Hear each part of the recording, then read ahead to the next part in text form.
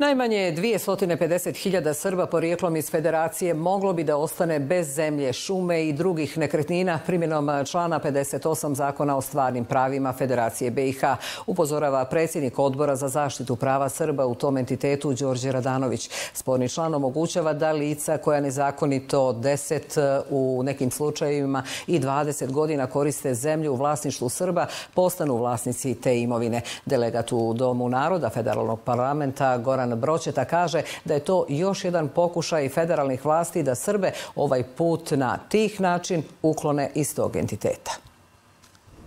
Ratni vihor raselio je po svijetu blizu 500 miliona Srba iz Federacije. U međuvremenu njihova djedovina zarasla u korov.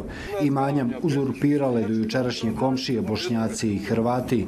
Nezakonito sjeku šumu, koriste izvore vode, napasaju stoku na pašnjacima, obrađuju zemlju u vlasništvu Srba. Oni su tu od 2007. godine, 8. zaposjeli ovaj prostor upravo radi održaja svog stočnog fonda, znači bez pitanja vlasnika. Nekoliko godina Hamo Jusubegović iz sela Refovci, zvao sam policiju nekoliko puta iz Konjica, dolazili su 3 godine koristio, evo sad je uklonio tu kućicu, ali ostavio zagrađeno imanje i dalje koristi.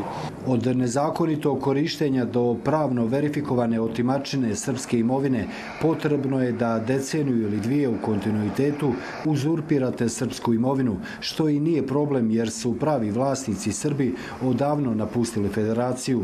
Pride u članu 58 Zakona o stvarnim pravima navodi se da osoba postaje vlasnik tuđe nekretnine ako je posjed savjestan. U prevodu to znači da nezakoniti uzurpator može reći da nije znao da nema pravo na zemlju koju koristi.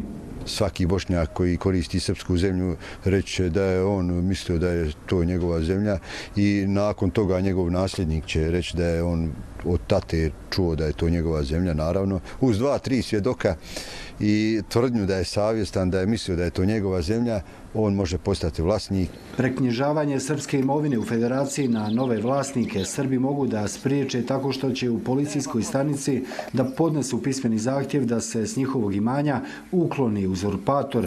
Time će, kaže Radanović, prekinuti famozni kontinuitet od 10 ili 20 godina nezakonitog korištenja kao pravni osnov za sticanje prava vlasništva.